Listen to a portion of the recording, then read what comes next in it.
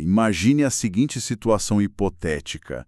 Uma empresa gigante de tecnologia desenvolve um aplicativo bilionário e, subitamente descobre que uma única linha de código no algoritmo de rolagem infinita viola diretamente a saúde mental de milhões de adolescentes. Nossa! E pela nova legislação, isso não é apenas uma falha técnica, né? É uma infração gravíssima. Exatamente. O mergulho analítico de hoje foca justamente nesse cenário, esmiuçando a Lei 15.211, de 17 de setembro de 2025. É a lei que ficou amplamente conhecida como o ECA Digital ou o Estatuto Digital da Criança e do Adolescente. E é um tema fascinante. A nossa missão nesta análise é decodificar os artigos 3º a 8º desta legislação. Vamos detalhar essa mecânica, sabe, de como a tecnologia encontra o direito. Isso, destacando o que é mais propício de ser cobrado em provas de alto nível. E principalmente a gente vai desmontar as armadilhas, as pegadinhas clássicas que as bancas examinadoras adoram elaborar. Com certeza. Essa introdução que foi feita ilustra perfeitamente a mudança de paradigma que a lei impõe. Não se trata mais apenas de debater intenções morais, mas sim de compreender um arcabouço normativo muito rigoroso. Sim, um arcabouço que exige adaptações severas de engenharia de software por parte da indústria, né? Exato. Os artigos que nós vamos analisar hoje formam o núcleo duro das obrigações dos provedores de tecnologia, e eles consolidam os direitos desse público vulnerável no ambiente digital. É fundamental notar que dominar a literalidade e a aplicação prática desses dispositivos é, sem dúvida, o diferencial estratégico para gabaritar qualquer questão sobre o tema. E o ponto de partida de toda essa arquitetura jurídica é justamente o início dessa nova regulamentação protetiva. Bem lembrado. Vamos direto ao ponto, então, começando pelo artigo 3º. A regra central estabelece que os produtos ou serviços de tecnologia da informação, quando direcionados a crianças e adolescentes, ou de acesso provável por eles, devem garantir proteção prioritária. E o parâmetro absoluto aqui é a doutrina do melhor interesse da criança e do adolescente. A lei exige medidas adequadas e proporcionais, sabe, para assegurar um nível elevadíssimo de privacidade, proteção de dados e segurança. Sim, e isso é amparado expressamente nas diretrizes de duas leis fortíssimas, a Lei 8.069, que é o ECA tradicional, e a Lei 13.709, a famosa LGPD, a Lei Geral de Proteção de Dados. Mas, olha, o desdobramento mais denso e complexo dessa regra está no seu parágrafo único. Exatamente. O parágrafo único da lei consagra o direito fundamental de crianças e adolescentes serem educados, orientados e acompanhados quanto ao uso da internet. E aí a grande questão jurídica que surge é definir sobre os ombros de quem recai essa incumbência, né? Pois é.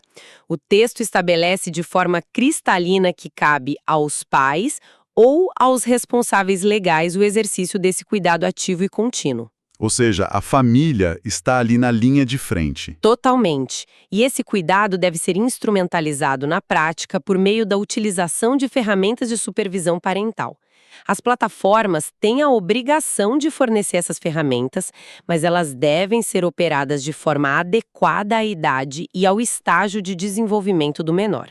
Para visualizar isso com clareza, a lógica é perfeitamente comparável ao funcionamento do trânsito. O Estado vai lá e cria as leis de trânsito, certo? Certo, dita as regras do jogo. A montadora de veículos tem aquela obrigação inegociável de fabricar o carro já com os cintos de segurança e os suportes para as cadeirinhas infantis instalados. Mas, no entanto, é dever irrenunciável dos pais colocar a criança na cadeirinha e afivelar o cinto antes de dar a partida. Excelente analogia. O Estado e a fábrica dão os meios tecnológicos e legais. Mas a execução do cuidado, o ato de proteger diariamente, é da família.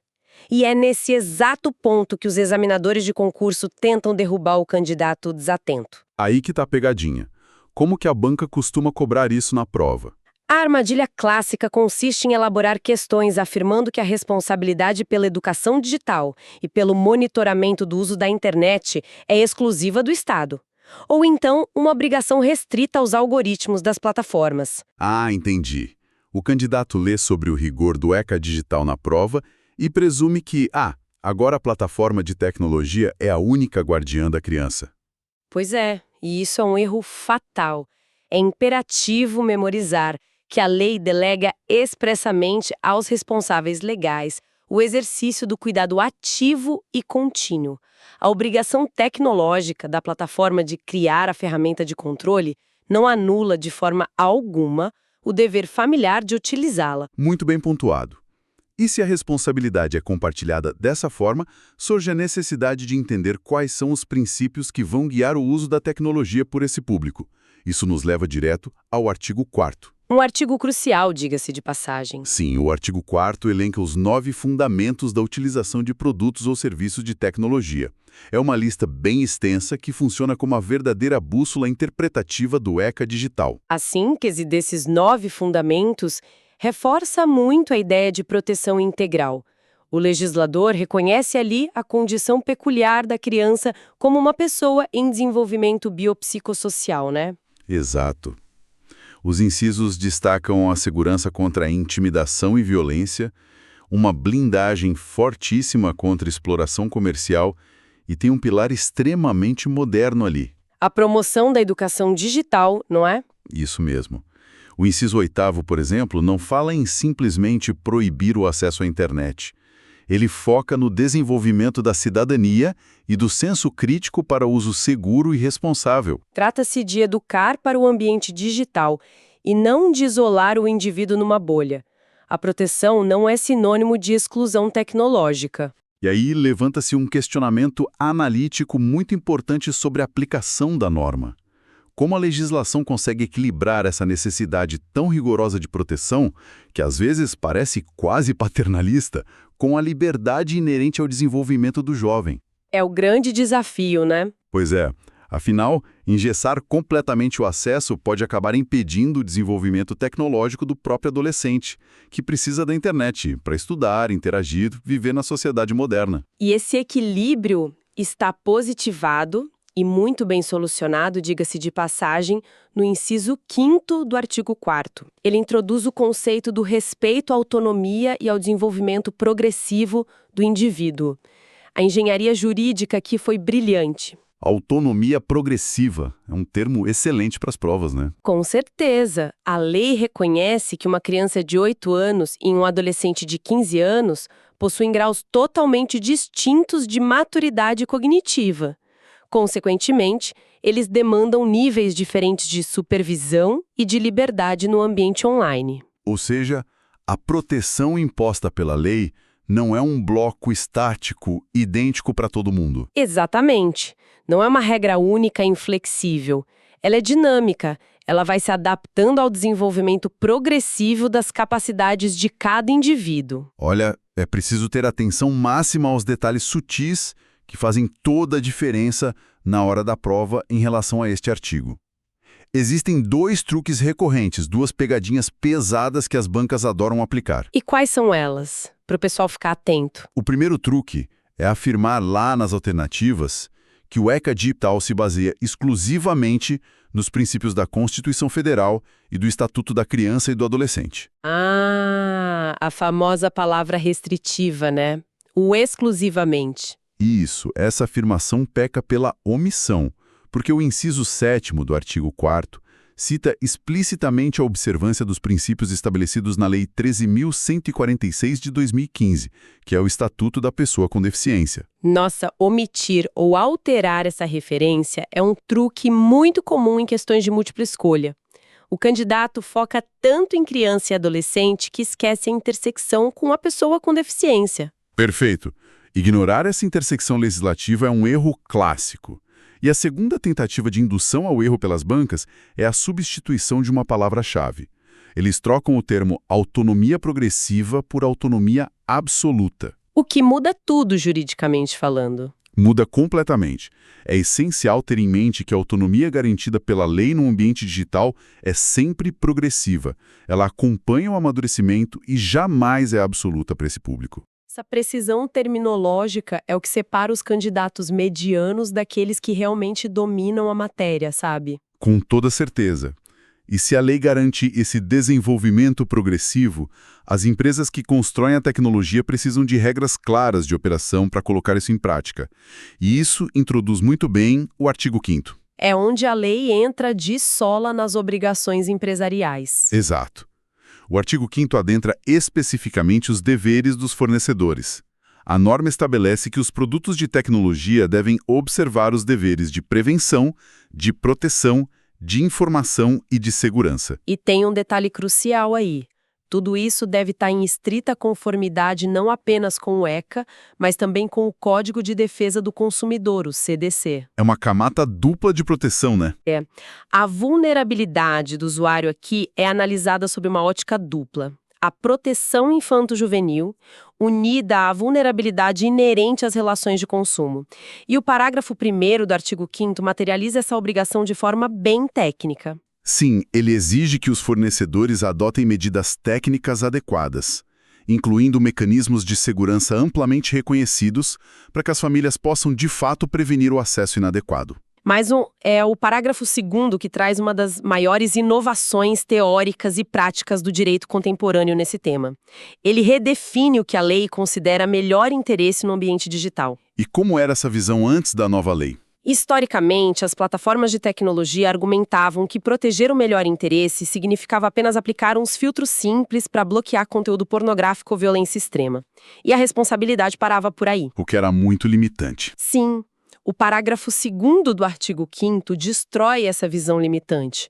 O conceito é expandido para abarcar, além da proteção da privacidade da saúde física, a saúde mental no ambiente digital. Isso é gigantesco. Incluir saúde mental na lei muda o jogo para os desenvolvedores. Muda demais. E mais do que isso, a lei define que o melhor interesse inclui o acesso à informação, a liberdade de participação na sociedade e o acesso significativo às tecnologias digitais. É uma visão holística. Ou seja, simplesmente bloquear tudo não é mais sinônimo de proteção jurídica. De jeito nenhum. Garantir um ambiente de bem-estar onde o jovem possa se desenvolver tecnologicamente de forma saudável é o verdadeiro melhor interesse pela nova norma. Agora, no ambiente cruel dos concursos públicos, o foco sobre o artigo 5º recai quase invariavelmente sobre o seu parágrafo 3º. O texto institui o papel da Autoridade Administrativa Autônoma de Proteção dos Direitos de Crianças e Adolescentes no ambiente digital. E a armadilha elaborada pelas bancas aqui é puramente gramatical, mas com um impacto jurídico bem profundo. Deixa eu adivinhar. A velha troca de verbos modais. Bingo! A questão na prova vai afirmar categoricamente que a autoridade administrativa deverá emitir recomendações e orientações técnicas para as plataformas. Contudo, a letra da lei emprega o verbo poderá. Essa é de praxe. A substituição de poderá por deverá transforma uma faculdade administrativa, sabe, uma escolha do órgão, em uma obrigação vinculada e impositiva. E isso torna a assertiva incorreta. É um poder discricionário, certo? A autoridade poderá emitir as orientações. Exato. E há uma justificativa técnica e lógica muito forte para o legislador ter escolhido o verbo poderá. A autoridade reguladora precisa considerar as enormes assimetrias regulatórias e econômicas do mercado. Exato.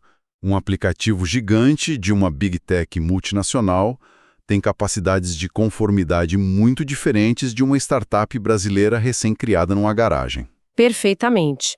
Além disso, a evolução tecnológica é vertiginosa. Muda todo dia.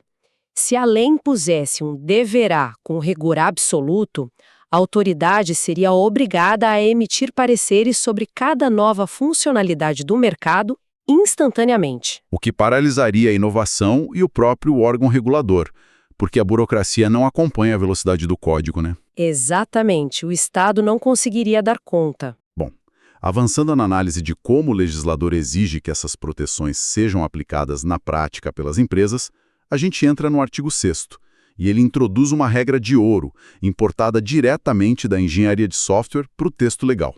A famosa regra da concepção, do design. Isso mesmo. A exigência de mitigação de riscos desde a concepção do produto, o chamado design. A norma estabelece que os fornecedores devem tomar medidas razoáveis e proporcionais desde a prancheta de desenho do aplicativo e ao longo de toda a sua operação, para prevenir e mitigar riscos de exposição a conteúdos nocivos. A profundidade do artigo 6º está na sua exaustiva lista de 6 incisos. Eles categorizam os riscos específicos que devem ser prevenidos lá na raiz, diretamente no código-fonte do aplicativo. E a prova adora cobrar essa lista. Adora. O inciso 1º trata da exploração e do abuso sexual. O inciso 2º abrange a violência física, o assédio e a intimidação sistemática virtual, que é o termo legal que a lei usa para o cyberbullying. E o inciso 3º é um salto legislativo imenso, né? Demais. Ele obriga a mitigação de design que induza, incite ou auxilie práticas de dano à saúde. A lei menciona textualmente o autodiagnóstico, a automedicação, a automutilação e o suicídio. Isso é muito importante de frisar, porque, historicamente, os algoritmos de recomendação impulsionavam muito esse tipo de conteúdo por gerarem um alto engajamento, retendo a atenção do jovem. Pois é, o engajamento negativo dava lucro. Mas agora, a prevenção deve estar no escopo original do software. A lista prossegue com o inciso 4º, que barra a promoção de jogos de azar e apostas de cota fixa, além de tabaco e álcool. O inciso 5º veda práticas publicitárias predatórias que causem danos financeiros a esse público. E o inciso 6º encerra exigindo a prevenção ao acesso a conteúdo pornográfico. É uma lista robusta e que precisa estar memorizada. Mas, diante dessa verdadeira montanha de responsabilidades preventivas impostas ao código-fonte das plataformas, é inevitável que surja uma dúvida analítica bem contundente. Uma provocação, digamos assim. Pode falar. Se a plataforma de tecnologia é obrigada por lei a mitigar todos esses riscos de forma objetiva, desde a sua criação, os outros atores da sociedade ficam eximidos de culpa caso uma tragédia ocorra?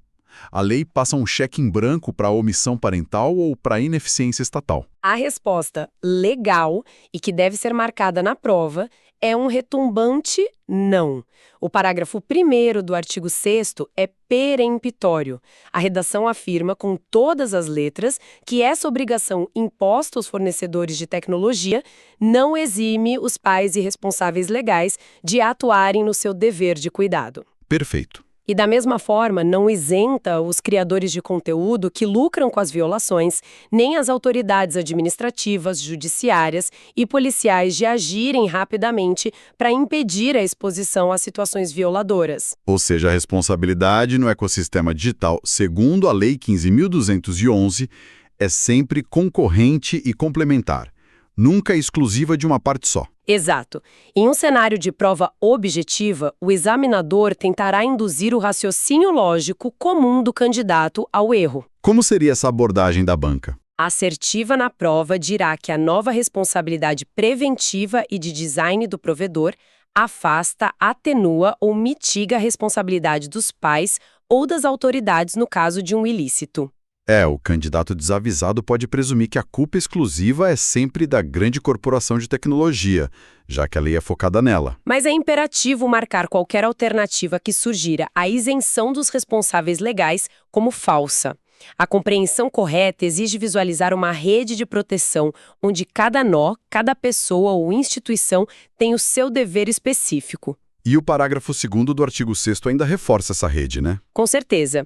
Ele determina que as medidas de prevenção por parte das empresas incluem o desenvolvimento de políticas claras contra a intimidação sistemática virtual e a disponibilização de programas educativos. E o detalhe que o candidato precisa saber é que esses programas não são voltados apenas para as vítimas, mas devem envolver educadores, funcionários e até as equipes de suporte técnico das próprias plataformas. É uma exigência de letramento digital estrutural para todo o ecossistema. Isso mesmo, é uma mudança de cultura exigida pela lei. Agora, saindo um pouco dessa esfera de conteúdo nocivo e entrando no delicado terreno dos dados pessoais, a gente chega ao artigo 7º. Este é o coração da proteção de dados na nova lei. E traz um conceito internacional super forte. Sim, o texto institui o princípio internacionalmente conhecido como Privacy by Default, que a gente pode traduzir como a configuração mais protetiva por padrão, configuração de fábrica. A determinação é que, desde a concepção do serviço, os fornecedores devem garantir automaticamente o modelo mais elevado de proteção em relação à privacidade e ao tratamento de dados pessoais. A mecânica de funcionamento desse princípio detalhado no parágrafo 1º do artigo 7º é extremamente rigorosa. No momento em que uma conta é criada ou um serviço é acessado por esse público-alvo, os escudos de privacidade devem estar operando na capacidade máxima. Sem que o usuário precise apertar um único botão. Exatamente, sem ação manual. A grande mudança de paradigma é que, para que essa proteção seja reduzida, por exemplo, para tornar o perfil público ou permitir o rastreamento de localização do GPS, a lei exige uma ação ativa. O usuário precisa querer tirar a trava. Isso.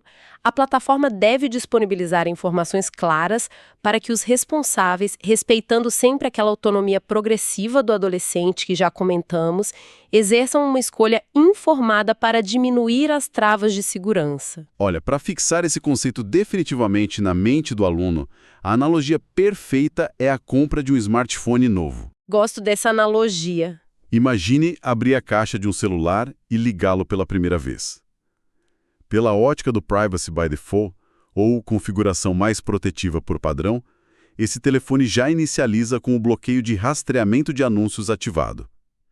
Os perfis sociais já vêm configurados como privados de fábrica e o compartilhamento de dados com terceiros está desligado. Perfeito. O usuário não precisa ser um engenheiro de segurança cibernética para se proteger. A proteção é a regra de fábrica. Ele só precisa agir, confirmar termos de uso, passar por vários avisos de segurança, se voluntariamente quiser desligar essas proteções. É a total inversão do ônus da ação de configuração. E o parágrafo 2º complementa lindamente essa arquitetura de blindagem. Ele determina categoricamente que os fornecedores devem se abster de realizar qualquer tratamento de dados que cause ou facilite a violação da privacidade, da segurança ou de outros direitos de crianças e adolescentes, observando de forma estrita os princípios da LGPD. Em outras palavras, os dados recolhidos jamais podem ser utilizados como munição contra a vulnerabilidade psicológica do próprio usuário. De jeito nenhum. Agora, tem uma armadilha de prova elaborada em cima do artigo 7º que é de uma sutileza perigosa, viu? Requer muita leitura atenta do candidato. Qual seria a pegadinha aqui? A alternativa da questão será redigida mais ou menos nos seguintes termos. Ela dirá que a Lei 15.211 exige que os fornecedores de tecnologia ofereçam ao usuário a opção de configurar sua privacidade para o nível máximo de proteção. Nossa, e essa afirmação parece tão correta numa leitura rápida sob pressão da prova. Parece, né? Mas ela é completamente falsa. A legislação não exige que a privacidade máxima seja uma mera opção a ser garimpada no menu de configurações e ativada manualmente pelo jovem. Ela exige que seja configuração automática por padrão. Muito perspicaz. Reduzir a segurança é que se torna a opção manual e informada, nunca o contrário. Compreender essa lógica de inversão do ônus da ação é fundamental para gabaritar a questão. Se o usuário simplesmente criar a conta e não fizer absolutamente mais nada, a inação dele tem que garantir a proteção total. As bancas tentarão confundir a proteção por padrão com a proteção por opção. Impressionante como uma palavra muda tudo. Bom, para garantir que toda essa estrutura de proteção conceitual e de design funcione na operação diária das redes sociais e aplicativos, a lei estabelece diretrizes práticas. E aí chegamos no artigo 8º que fecha a nossa análise de hoje. O artigo 8º é recheado de obrigações contínuas. Sim. Ele elenca 5 obrigações operacionais cruciais impostas aos fornecedores de tecnologia. Eles basicamente ditam o ritmo do funcionamento contínuo dessas plataformas.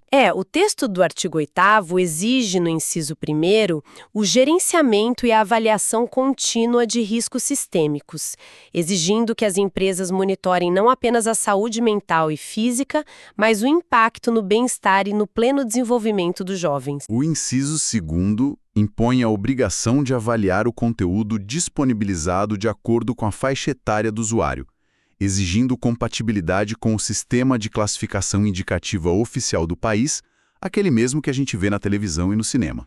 O inciso 3º determina o oferecimento de sistemas e processos projetados especificamente para impedir que o público infanto-juvenil encontre ou acesse conteúdos ilegais ou manifestamente inadequados. E aí, alcançamos o ponto nevrálgico da lei, que é o inciso 4º. É aqui que a prova vai focar. O inciso 4º impõe o dever de desenvolver, desde a concepção, e adotar por padrão configurações que evitem o uso compulsivo de produtos ou serviços por crianças e adolescentes. O foco das pegadinhas em provas de concurso em relação ao artigo 8º concentra-se massivamente na definição exata desse fenômeno, o tal do uso compulsivo. O que o candidato precisa saber sobre essa expressão específica. O termo compulsivo foi escolhido a dedo pelos juristas e psiquiatras que auxiliaram na redação da norma.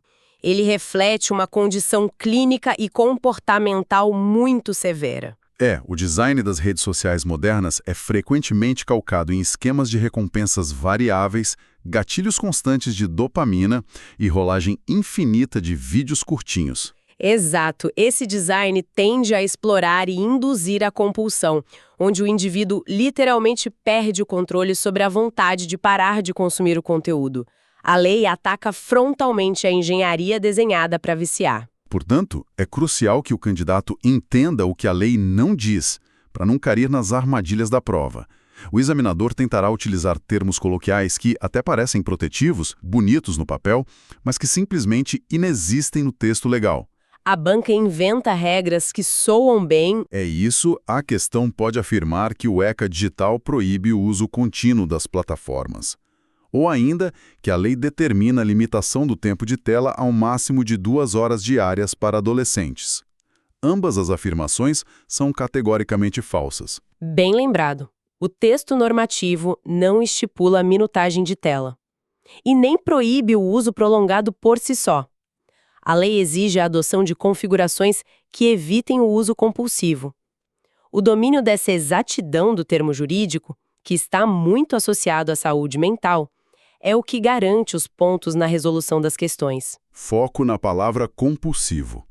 Outro detalhe importante para a memorização está no inciso 5º do artigo 8º, que encerra este bloco de obrigações operacionais. O inciso 5º exige que as empresas prestem informações claras e extensivas sobre a faixa etária indicada do produto ou serviço.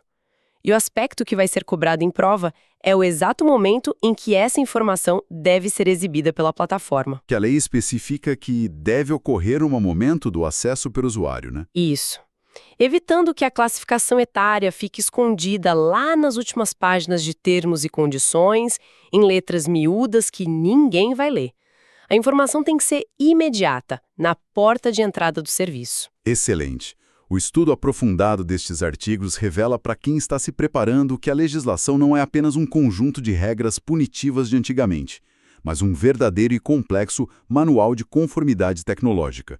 O foco principal na preparação para provas deve ser essa intersecção entre a tecnologia e o direito. Memorizando de forma precisa a divisão de responsabilidades entre o Estado, a família e as empresas, além de compreender o funcionamento prático de conceitos revolucionários como a autonomia progressiva e a configuração por padrão. Para encerrar este mergulho analítico nas minúcias do Estatuto Digital, eu acho interessante a gente trazer uma reflexão final que vai um pouco além, algo que transcenda a literalidade exigida nas provas e atinge a fronteira futura da aplicação do próprio direito no nosso dia a dia. Uma reflexão processual, eu diria. A Lei 15.211 inova de maneira sem precedentes ao exigir que a proteção psicológica e jurídica ocorra diretamente na concepção da plataforma.